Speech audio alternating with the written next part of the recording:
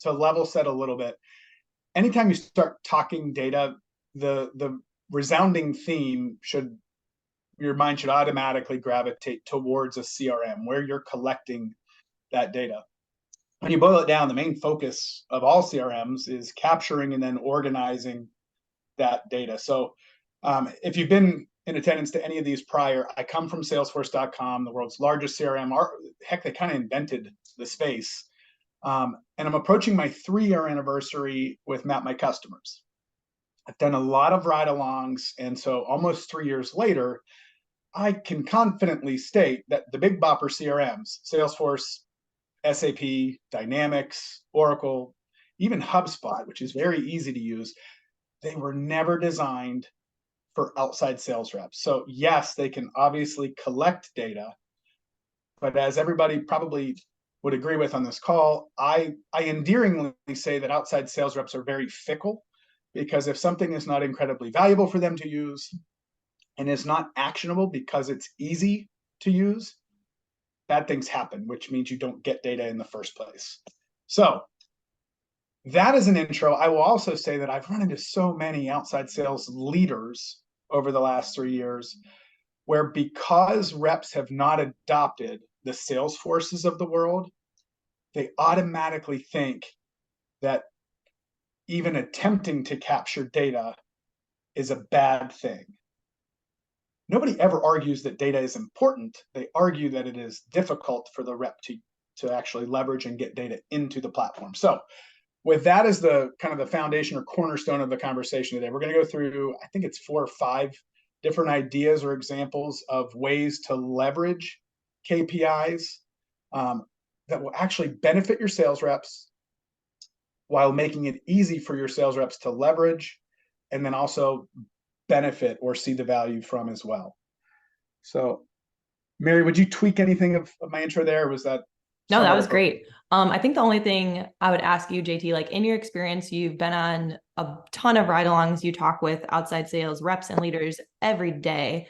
Why do you think it's so hard to track outside sales KPIs today? Is it just because the software isn't conducive to tracking, or is it something different? So I think it's actually twofold in my opinion. And if I think about it longer, I could probably come up with more than 2. One, yes, we've always tried to do square peg round hole. Is that the saying?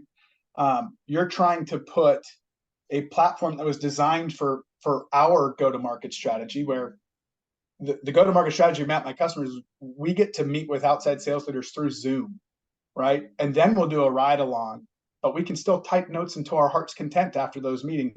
We don't have to hurry up and get to our next appointment in a face-to-face manner.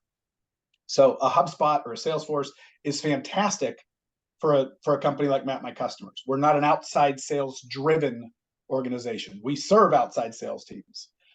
The other peg to that is, I think that there's still a really large majority of really tenured outside sales leaders that fall into, this is the way that we've always done it. And so they're just hesitant to walk into the world of data because they're scared of pushing processes onto their team. So I think it's a combination of the wrong technology or the wrong tool in the hands of an outside sales rep, and hesitancy to actually lead the team where data can take them. Okay, use case number 1. Look, I think we give a ton of love to Jasper engines and transmissions, and for just reasons, right? For just cause. So Joe McDonald, their SVP of sales, he's got many sayings, but one of my favorite is, what gets measured gets done. Now, I've had many conversations where even that on the front end could cause a nervous tick to outside sales reps, because they're gonna be like, oh man, here comes Big Brother. The difference with Jasper, they have a very, very strong culture of hiring the right folks that buy into and trust that the expectations laid out for their go-to-market strategy are what actually works. So do A, B, and C, and it's gonna produce D, E, and F. So just give it time. So I won't cover this in depth here, but the Jasper model, each rep might have 500 to 1,200 accounts. That is a huge, huge account responsibility on the shoulders of their outside sales reps, which means you have to be unbelievably efficient in order to build, nurture, educate, and retain those customers and protect the base. So if we go into what I want to cover here is what gets measured gets done. Every outside sales rep is responsible for 13 good meetings a day. And what I mean by a good meeting, that is face-to-face with a decision maker. So I'll show you how Jasper tracks this in a moment, but the goal of this is not for JT, the outside sales rep in Raleigh, North Carolina, to walk into an auto shop and have a 20-minute conversation with the receptionist. Oh, I built great rapport with Billy. Billy's not the one that signs purchase orders. He's not the one that goes, oh, we need a new transmission for the Wilson family. The person that makes that decision is the actual shop owner. So they're held accountable and they measure how many good meetings each outside sales rep has per day. So if I go to the map, I'm going to go into an account just by touching a pin. Let's say that I was coming out of the meeting with my Snutherly auto shop. So I'm going to hit check in. And as you guys recall, I can type in notes. I can talk to text. Great meeting with Nathan, period. But as I come down here, these would be required fields for the Jasper model. And this is as simple as this. Did you meet with a decision maker? Yes or no? Yes, done. As I do that, we can then have that be measured and reports automatically sent to the middle managers all the way up to the SVP of Joe. And how Jasper leverages that, they get to coach the outside sales reps. And they actually have metrics that say, if you're exceeding 80% of meeting with decision makers, you are much more likely to be hitting your revenue or quota numbers than those that are less than 80% decision makers.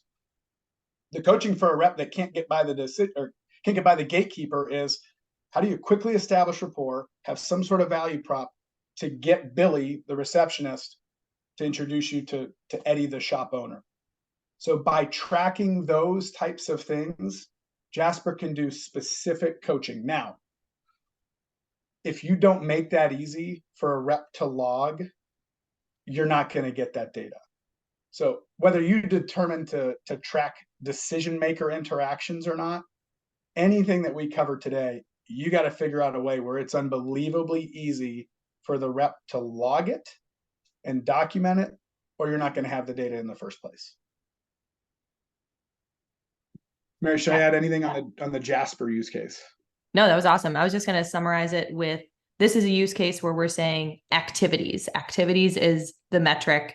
And then underneath that activity, we have decision maker, with almost like qualifying pieces of what makes a good activity a good activity. So just wrapping it all up in a nice little bow there. No, I'm grateful for it. I'm grateful for it. So let's do example number 2. We've got growing momentum in the flooring space or the flooring industry. And as I've kind of stepped into this new world of flooring, very antiquated go-to-market strategy, think notebooks, Post-it notes. Somebody just said the other day, gray matter, like it's just my memory. That's what I'm going to use with what I've done. And one of the simple use cases that these flooring companies struggle with is not remembering where either samples have been left or big displays. So if you ever walked into a flooring retail location to get laminate flooring or hardwood flooring or carpet, whatever it is, there'll be displays highlighting specific product details and enticing you to consider that type of flooring, whether it's tile or whatever it is. These outside sales reps have no ability to document, oh, I left a 5x5 flooring display at Hayes Flooring in New Jersey. And what happens is it's wasted money because you can't put an ROI to it. You don't know did that flooring display drive any revenue for us? It's wasted money because maybe that was 3 years ago. We could have brought it back, repurposed it, or put it in another location that might have had more success. So how do you track where samples or displays are being left? This is somewhat activity based as well, but I can go into a flooring location. Again, I see high level metrics here, but if I'm walking out, I'm just going to come in here. I won't add notes in this scenario, but maybe I want to look at what types of samples did I leave behind. And the goal again is to make this unbelievably easy for a rep to log this data so that you can leverage the data. I'll give you one example while I'm here. We serve a large insurance company, and what they do is they leverage a renewal time frame. We actually have customers in the large equipment space, where when we select the renewal time frame is 90 to 180 days, maybe you can put a specific cadence assigned for that time frame. How many times should JT, the outside sales rep, go and see that customer prior to renewal? Some of the big equipment space, it might be a 5 to 7 year shelf life of how long that equipment is going to be in market. But remind me 2 years out, remind me a year out, and because they're going to have to make a really large purchase decision, and I don't want to be caught flat-footed receiving an RFP when I could have been proactive influencing the RFP. So again, this data helps inform when I need to go back and see them. We can track it to ROI when these samples are left behind, and make it really easy for the rep. Amazing. Love it. Again, putting a nice pretty bow on this. So we've talked activity-based metric from Jasper. So what kind of activity are they doing at an account? And then what are the qualifying criteria underneath that activity? And then we have sample activity. So making sure you are logging the data that matters so that managers and leadership can tell you to do more of what's working. Awesome. Last one I'll chat through. Just this can be done with just speaking. Assuming that the audience here is all outside sales leaders,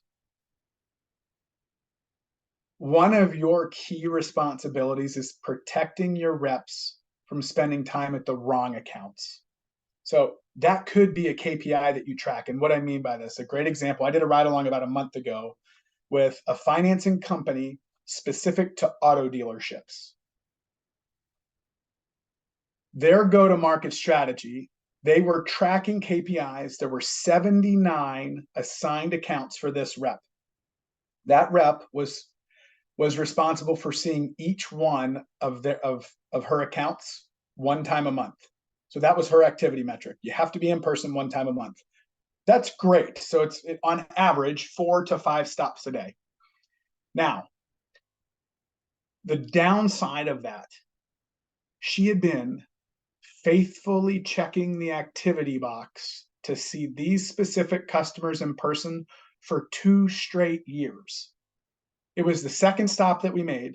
We walk in, they all know her by name. She's done a fantastic job of building rapport, building relationship. What was unique to me, she did such a good job that this particular car dealership manager, I won't use her name, he said, "Name, we know what you do very well. We are not your ideal customer because of this." And he went on to explain, we don't have a car on the lot less than $27,000. The ideal customer profile for this specific company is $20,000 and less, and under. So this devoted outside rep was checking the activity box for her manager. Yep, met with Bill again. Yep, met with Bill again. And they're never going to purchase from them. So she's wasting time at this lot with expenses to get there, time, opportunity cost of not seeing ideal customer profiles. So what we would encourage, have some really easy metric and applaud your reps when they disqualify an account that could never become a customer in the first place. You don't want marketing dollars going there. You certainly don't want your reps on site there. Maybe there's a nurturing thing, not every month. Maybe it's once a quarter at most. Maybe it's once a year, just to see if anything changed. But by golly, do not make your reps go to an account that has zero possibility of actually becoming a customer. Protect their time and they'll thank you for it. So what that could look like here is you could disqualify that account. Maybe it becomes a deep red circle. So she knows I can ignore the red accounts, but make it easy for them to see that. And with that, my screen went blank. I think I timed out. I talked too long. It didn't time out on our end. Still looks good. Oh, that's definitively frozen. Anything to add to that? No, that was great. I think that's a really good consideration when you see something like a Jasper, right? And you're like, oh, awesome. We should start tracking activities. Like we need to start tracking activities. And then always working backward from, okay, but what do you want to get out of that activity? So like you said, JT, Jasper has the decision maker qualification metric, and then a few metrics even below that actually qualifies a visit as a good visit. So what would it mean to you for your reps to not just log the activity, but what does it mean to log a good activity? Yeah, love that.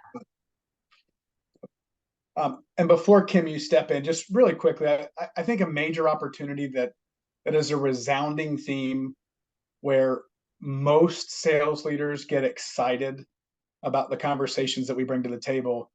You have such an opportunity to help them strategically segment their own accounts. And you have to have data to do that. Without data, it is not efficient. So it's got to be easy to enter the data and then strategically segment the accounts. But the accounts helps reps know who to see and when to see them. And then you can provide your own expertise to say, oh, they bought this gateway product. They're therefore likely to buy these two follow-on or add-on products to expand the relationship. So I will stop now. It's sort of transitional, sort of steal my thunder, JT, but it's okay.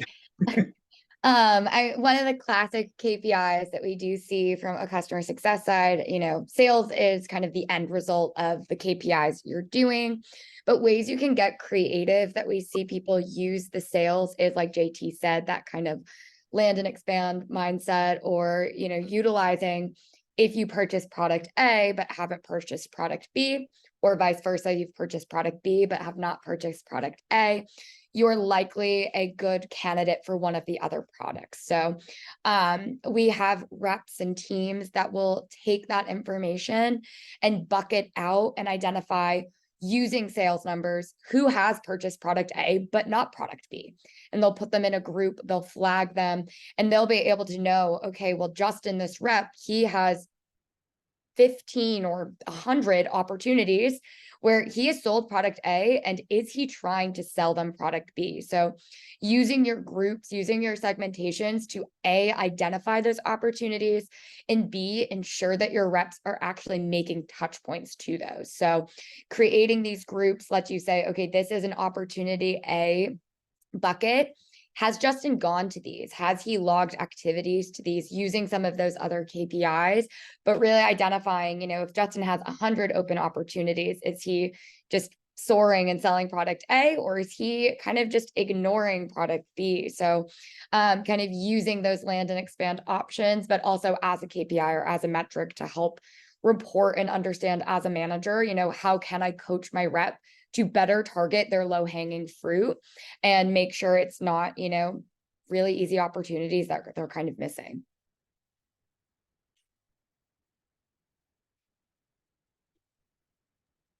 Love it. Thank you, Kim. So the last one we have, so we've talked a lot about people, companies, and activities. We do support another custom object inside of Map My Customers, and that's deals. So we've also seen a few customers really leverage deal stages as a KPI. So if you, again, listen to the Field Sales Leadership Guide podcast, we had Joe Anderson of Royal Brass and Hose on recently, and he takes his reps through funnel audits. So assessing where deals sit based on specific funnel stages, and that is the only KPI they're measured on. So if a deal, for example, is really low in the funnel, it's okay, where does the signature stand? Where does the order stand? Where does the quote stand? Like, how can we like close this out and move it through the funnel? If it's at the top, okay, what needs to happen now to move this deal from opportunity is created to maybe quote delivered, or criteria for quote, or consensus among stakeholders? So again, if you listen to that episode with Joe Anderson, just really informative on, if you don't want to necessarily put this really strict process in place around logging every single activity, you can also measure what matters, like Joe McDonald says, and measure the deal stages that matter. So during those rep one-on-ones or one-on-ones with a director or VP, you can help move those deals through the funnel. So just another way to think about KPIs if you don't want to be as strict as people, activities, and companies. All right. I think we did good. No questions yet from anybody on KPIs.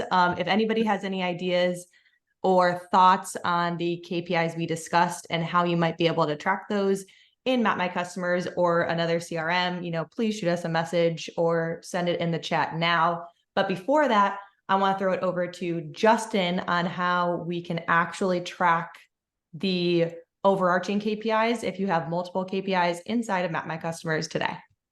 Yeah. So obviously, I think today's session was really good at identifying some different things you could start tracking, particularly if you're trying to build and be able to have more metrics for your team.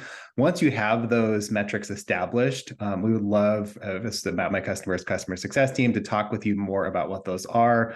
Make sure that we're setting up systems so that way you can actually see reporting and dating on them in MMC, because that's the whole point. As far as going back to what JT shared from Joe. You need to measure it, and so what gets measured gets done. So, if we're going to actually have the systems in place, we need to have the data to see, okay, how is the team actually performing? So, Map My Customers has a fair amount of reporting. You can create exports that'll have, any field that you want. So you could see a list of all your activities, met with decision maker, not met with the decision maker. So there's a lot you can do in there using the exports. So please let us know if that's something, if you need assistance with that, we'd be happy to help you with that. One other thing I wanted to mention briefly is that we do have a new custom dashboards feature that allows you to build dashboards, specific to your organization. And you can do charts, graph, numbers, et cetera, to see your specific KPIs. And the great thing is that it's custom. It looks at everything in your Map My Customers account. So this is an add-on service. So if you're interested in this, again, please contact your customer success manager or customer support following this, and we can provide more information. This is just a general dashboard. Obviously, every Map My Customers account has activities completed and check-ins, but it gives an idea of what you can do here as far as different information. So you can see. You can total information, get charts to see how your team is doing here. So this is just tracking overall check-ins, but going back to that activity example, if you wanted to, we could very easily add a filter for whatever your specific fields are to look specifically at activities, what percentage of those are met with the decision maker, not met with the decision maker, even have a nice little pie chart or something like that that tracks that, something that a manager could review one-on-one in their weekly one-on-ones with their team members. So please, there's a lot in the tool already. This custom dashboards, I think, adds a lot too. So please, once you have your KPIs established, if you feel like you're not getting that data and information out of Map My Customers, reach out to us, and we want to do what we can to help to make sure you have that information and are able to consume and have everyone see that in a way that makes sense and is actionable. Awesome. Thanks, Justin. JT, before we wrap up, anything to add? Yeah, I would add that like two very quick things. If you have a tenured sales force that has not been getting the gray matter out of their head, where the company will be able to leverage that after they sail off into the retirement sunset, take time, get an intern where they sit down with a cup of Joe with them and start sharing key details about those accounts. It is well worth the time. Data captured today leads to revenue and secures revenue for tomorrow and beyond. And I would also remind you, some of the worst one-on-ones as an individual contributor in my entire career start with, well, JT, what have you been up to? What are you doing for work? Like, you should be able to strategically help your reps get to revenue faster. And in order to do that, you need data to coach them. I will tell you, the first couple of meetings will change the rep's life whenever you point them in the direction of low-hanging revenue that leads to commissions for them. So if you can articulate the value of why they're capturing the data and how easy it is to leverage that data and get it into the platform, oh my goodness, like great things happen then. So those are my two closing arguments. Awesome. Thanks, JT. Thanks everyone for attending another Workshop Wednesday. We'll send you the recording of this tomorrow, and we'll look forward to chatting with you next week. I think next week we're either going to explore some tales from the road from JT, or we're going to go into a deep dive on why CRMs fail for outside sales teams. So we will see you next week. JT's super excited as always. Bye, guys. Have a great day. Thanks, everyone. Thanks.